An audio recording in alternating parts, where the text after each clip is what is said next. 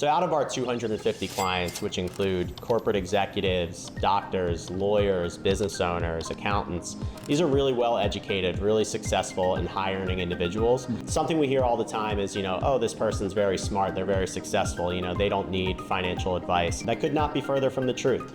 We see that oftentimes these folks need help the most because they're the busiest. They don't have as much time as other folks might have. That's where we come in. In this video, we'll break down the top 3 money mistakes that high earners and high net worth individuals make more often than not, just like any level of income or net worth. And we'll cover how to avoid them if you want to build true long-term legacy and wealth and avoid living off your high income for now. So these are the 3 most common mistakes we see from high income individuals. The number 1 mistake that we typically see high income earners make is they simply rely on the fact that they have high income instead of prioritizing structure and what to do with that positive cash flow. When you're earning a whole ton of money, it might seem like things are easy and it's not that hard to afford things on an ongoing basis. But really what we tend to see is the more money you make, the more money you spend. What's truly important for really any level of income individual is to focus on how much you're bringing in and how much you're spending. Hopefully that number is a net positive cash flow number, meaning you have some money left over on a monthly basis. With high income earners, as they're in that net positive cash flow state, they tend to just hold it, keep it around, keep it in the account in case they want to buy something else or do something at a later time. But what's really important is to create a system and identify cash levels, maybe $50,000, $100,000, $200,000 in cash, money markets or equivalents. And once we hit that amount, we really need to be making a plan to move that excess money that's on the top of that over to some other vehicle. So the second biggest mistake that we see from our corporate clients is ignoring the complexity of equity and stock compensation from their employer. Oftentimes, clients will come to us, they've worked at the same company for 10, 20, 30 years. They've stockpiled a ton of, whether it's RSUs or employee stock purchase plan, they're heavily invested in their company. Some of these companies are fantastic companies and the stock is great and it's done very well for them.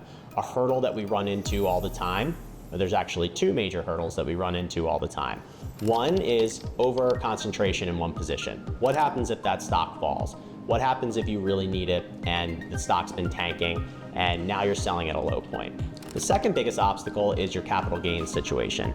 A lot of times clients are holding on to these stocks for a very long time, and if they then go to sell that position, that could create quite a tax bill. A lot of what we do is help clients unwind those positions and help them understand why it's important to diversify. You might have the best stock and the hottest stock in the game, but if you can't properly diversify yourself, you could be putting yourself at higher risk than is actually necessary. I see all the time clients say, oh, well, this stock is going to the moon. We love it. Why would I ever sell it? Well, if you're working for that corporation, the odds are that you're going to constantly continue to gain stock. You're going to constantly receive RSUs. You're going to constantly participate in employee stock purchase plans. It's always coming back to you. So what I like to do is take a look at what you have, what's vested, and what can we really do with that? How can we diversify you from there? For more tips on exactly how we implement this process, check out our next video. Common mistake number 3 is becoming too financially overcomplex. We tend to find that our clients who earn more money or have higher net worths in general hear these crazy ideas from the club or from a peer or another executive where they want to ultimately try to always be searching for something that's going to outperform the market and do better than everything else out there. When it comes down to it, those strategies are like a needle in a haystack, and ultimately buying into those types of things more often than not can highly deteriorate your returns rather than positively impacting them. In some cases, what we see is these intelligent people who are earning a lot and have a lot want to ultimately try to do better than the rest. And in our general opinion, we do ultimately rely a lot on index funds. We believe that the market is highly efficient, and over the long term, what's more important is collecting, buying into, aggregating, and holding the various types of assets out there as opposed to always searching for something new. We always make that analogy of the doctor. If you broke your arm and you go into the doctor's office and you say, hey, I got to get my arm fixed, I need this repaired, and the doctor says to you, great, I've done this surgery 1,000 times, but for you, I'm going to try something different. What would you say?